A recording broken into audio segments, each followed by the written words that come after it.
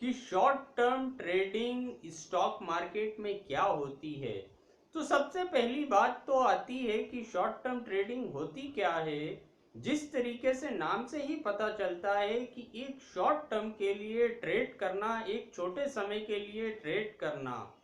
तो यहाँ पर शॉर्ट टर्म ट्रेडिंग का एज सच कोई टाइम ड्यूरेशन फिक्स नहीं है कि 2 महीने के लिए अगर मैं ट्रेड कर रहा हूँ तो वो शॉर्ट टर्म में आएगा, या 6 महीने के लिए उसे शॉर्ट टर्म बोलूँगा, इतने दिन के ड्यूरेशन को मैं शॉर्ट टर्म बोलूँगा।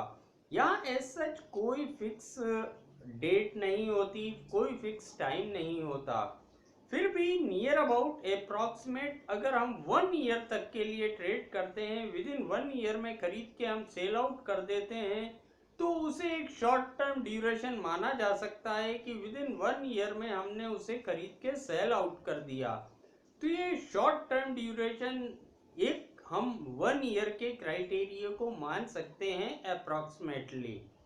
अब यहाँ पर दूसरा सवाल ये आता है कि शॉर्ट टर्म ट्रेडिंग क्यों करी जाती है। अब शॉर्ट टर्म ट्रेडिंग करने के लिए अलग अलग लोगों के पास अलग अलग कारण होते हैं। कुछ लोग होते हैं जिनके पास समय नहीं होता, जो कहीं जॉब करते हैं या कोई बिजनेस करते हैं, लेकिन वो इस मार्केट में काम करना चाहते हैं। वो दिन भर मार्केट देख नहीं सकते, उनके पास इतना समय नहीं होता है, लेकिन वो काम करना चाहते हैं। तो वो शॉर्ट टर्म ट्रेडिंग का तरीका अपनाते हैं, जिसमें एक बार उन्होंने कुछ खरीदा, खरीद के रखा और कुछ समय बाद उसे सेल आउट कर दिया। नियर अबाउट लगभग 1 ईयर के अंदर उन्होंने सेल आउट कर दिया, चाहे वो 15 डेज में हो, चाहे 2 मंथ में हो, चाहे 6 मंथ में हो। तो यहाँ पर समय की कमी के कारण जो इंट्राडे नहीं कर पाते वो शॉर्ट टर्म प्रेफर करते हैं। कुछ लोग इसलिए भी करते हैं कि वो दिन भर के इंट्राडे का जो एक पैनिक होता है, उतार चढ़ाव का, उसे झेलना नहीं चाहते। कुछ लोग इसलिए शॉर्ट टर्म ट्रेड करना प्रेफर करते हैं। तो अलग अलग लोगों के पास अलग अलग कारण होते हैं शॉर्ट टर्म ट्रेड करने के लिए। यहाँ पर कुछ लोग ऐसे भी होते हैं जो मजबूरी में शॉर्ट टर्म ट्रेड कर लेते हैं। करने तो गए थे इंट्राडे ट्रेडिंग, वो नीचे आ गया, उन्होंने रख लिया कि अब इसे लॉस में कौन बेचेगा, और उसे रख लिया कि जब भी इसके ऊपर में रेट आएंगे तो उसे बेच देंगे। तो कुछ लोग मजबूरी में शॉर्ट टर्म ट्रेड कर जाते हैं कि कर तो रहे थे इंट्राडे, वो ऑटोमेटिकली बन गया शॉर्ट टर्म। तो यहाँ अलग अलग लोगों के पास अलग अलग कारण होते हैं शॉर्ट टर्म ट्रेड करने के लिए। अब यहाँ पर शॉर्ट टर्म ट्रेड उसी तरीके से होता है जिस तरीके से दूसरे बिजनेस होते हैं। चाहे वो एक किराने का बिजनेस हो, चाहे एक वो कपड़े का बिजनेस हो, वो एक माल खरीद के लाते हैं ट्रेडर लोग, और जब भी कस्टमर आते हैं ऊपर के रेट में वो माल उनसे परचेज करते हैं, वो उसे सेल आउट कर देते हैं। तो यहाँ पर भी शॉर्ट टर्म ट्रेड उसी तरीके का होता है कि ये एक हमारी शॉप है, यहाँ पर हमने स्टॉक्स लिए और जब भी ऊपर का रेट आया हमने उसे सेल आउट कर दिए। तो ये एक शॉर्ट टर्म ट्रेड दूसरे जो एक कॉमन बिजनेस होते हैं उस तरीके का बिजनेस माना जा सकता है। लेकिन यहाँ पर यह कोई जरूरी नहीं होता कि हमने जो लिया है वो 15 दिन में ऊपर बिक जाएगा, या 20 दिन में ऊपर बिक जाएगा, या 1 साल में ऊपर बिक जाएगा। हो सकता है 1 ईयर तक भी वो ऊपर नहीं आया। तो यहाँ हर तरीके की एक प्रोबेबिलिटी हो सकती है जिसे हमें ध्यान में रखना चाहिए। शॉर्ट टर्म हम ट्रेड जरूर कर रहे हैं, लेकिन ये कोई कंफर्म नहीं होता, यहाँ सिर्फ हम एक प्रोबेबिलिटी पे वर्क करते हैं। तो यहाँ पर शॉर्ट टर्म ट्रेड करने के लिए दो पैरामीटर जनरली लोग यूज करते हैं। एक होता है प्रॉपर फंड मैनेजमेंट के साथ, एक होता है प्रॉपर फंड मैनेजमेंट के साथ कि भाई मैंने कोई पर्टिकुलर स्टॉक सेलेक्ट कर लिया और उसमें मुझे शॉर्ट टर्म ट्रेड करना है। तो जब जब भी अगर वो नीचे आता है, कुछ मैं एक सेलेक्टेड क्वांटिटी में उसे खरीदता रहता हूँ। जब जब वो मुझे नीचे मिलता है वो मैं उसे खरीदता रहता हूँ। मेरे पास इतना अवेलेबल फंड है, मुझे उसे हर लेवल पे खरीदना है। तो ये एक प्रॉपर फंड मैनेजमेंट के साथ कुछ लोग शॉर्ट टर्म ट्रेड करते हैं। कुछ लोग शॉर्ट टर्म ट्रेड करने के लिए टेक्निकल एनालिसिस का यूज़ करते हैं। टेक्निकल एनालिसिस अपने आप में एक प्रोबेबिलिटी होता है, वो भी कोई एक कंफर्मेशन नहीं होता। यहाँ हम प्रोबेबिलिटी पे वर्क करते हैं, तो टेक्निकल एनालिसिस से हम प्रोबेबिलिटी चेक करते हैं कि कौन से स्टॉक के बढ़ने की प्रोबेबिलिटी है या संभावना है, कौन सा ऐसा स्टॉक है जिसके बढ़ने की संभावना है। तो टेक्निकल एनालिसिस का यूज़ करके भी काफ़ी लोग शॉर्ट टर्म ट्रेड करते हैं कि कौन से स्टॉक में एट प्रेजेंट बाइंग सिग्नल है, कौन सा स्टॉक का शॉर्ट टर्म ट्रेंड पॉजिटिव है, उसे देखते हुए यहाँ पर वो वर्क करते हैं। तो यहाँ पर शॉर्ट टर्म ट्रेड करने के लिए भी लोग अलग अलग पैरामीटर का यूज़ करते हैं, लेकिन यहाँ पर काफ़ी सारी बातों का बिगिनर्स को ध्यान देना चाहिए। इस मार्केट में अगर हम शॉर्ट टर्म ट्रेडिंग कर रहे हैं तो कुछ छोटी छोटी बातें होती हैं, बेसिक होती हैं, लेकिन काफ़ी इम्पोर्टेंट होती हैं जिसको हमें ध्यान देना चाहिए, स्पेशली बिगिनर्स को।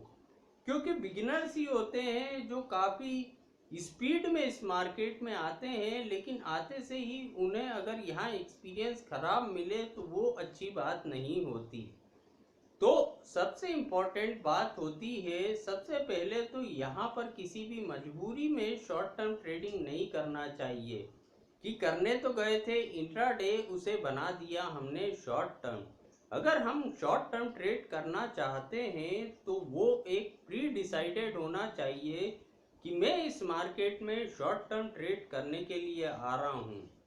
दूसरा होता है, हमें हमारी क्षमता का ध्यान रखना चाहिए। मेरे पास 10,000 रुपये हैं और उसके बजाय मैं 50,000 की स्टॉक खरीद रहा हूँ, मार्जिन पे ले रहा हूँ कि आज नहीं तो कल बेच दूंगा। मैंने मेरी क्षमता से कई गुना ज़्यादा स्टॉक ले लिया। तो यहाँ पर हमें हमेशा अपनी कैपेसिटी में काम करना चाहिए, ना कि ज़्यादा और जल्दी के चक्कर में पड़ना चाहिए। तो ज़्यादा और जल्दी का चक्कर भी एक ख़राब चक्कर होता है इस मार्केट में।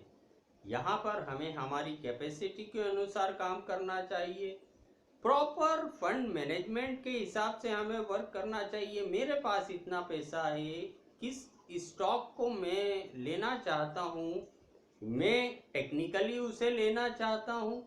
अगर मैं टेक्निकल टूल का यूज़ कर रहा हूँ तो टेक्निकल टूल का यूज़ सिर्फ इंटर होने में नहीं होना चाहिए, टेक्निकल एनालिसिस का यूज़ एग्जिट होने में भी होना चाहिए। क्योंकि जैसा मैंने कहा, टेक्निकल एनालिसिस अपने आप में एक प्रोबेबिलिटी होता है, कंफर्मेशन नहीं होता। तो टेक्निकल एनालिसिस टूल में भले ही बाइंग इंडिकेटर है, तो ये कोई कंफर्म नहीं है कि वो 101% ऊपर जाएगा ही, वो नीचे भी आ सकता है। तो इंटर तो मैं टेक्निकल एनालिसिस टूल देख के हो गया, लेकिन टेक्निकल एनालिसिस टूल में ही सेलिंग सिग्नल आ गया या डाउन ट्रेंड आ गया, मैं एग्जिट नहीं हो पा रहा क्योंकि मैं लॉस बुक नहीं कर पा रहा, उतनी मुझ में हिम्मत नहीं है। तो इंटर टेक्निकल एनालिसिस टूल देख के हो गए, लेकिन उसमें से एग्जिट नहीं हुए। तो अगर हम टेक्निकल एनालिसिस का यूज़ कर रहे हैं तो 100% उसे प्रॉपरली फॉलो करें।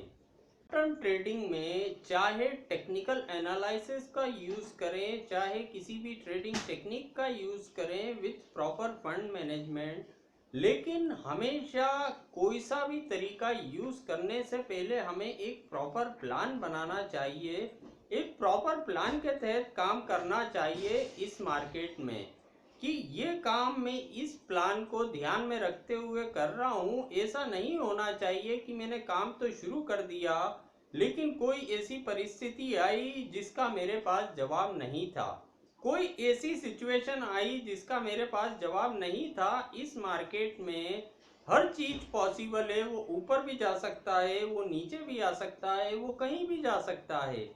तो वो ऊपर जाएगा तो मुझे क्या करना है, वो नीचे आएगा तो मुझे क्या करना है। ये सारी बातें अगर पहले से क्लियर होंगी, ये सारी बातें अगर हमारे दिमाग में पहले से क्लियर होंगी, तो बाद में कैसी भी कंडीशन क्रिएट होती है, हमारे पास उसका आंसर पहले से था।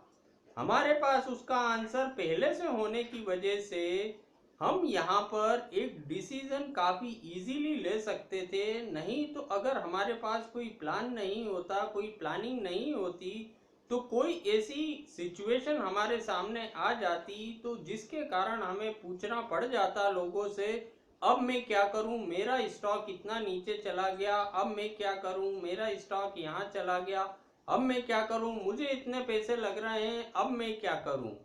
तो यहाँ पर अगर हम एक छोटा सा प्लान पहले क्रिएट कर लें, काम भले ही एक दिन लेट शुरू करेंगे तो कोई फर्क नहीं पड़ जाएगा, लेकिन अगर हम कोई भी काम प्रॉपर प्लान के साथ शुरू करते हैं तो उसके रिजल्ट अच्छे आने की संभावना होती है।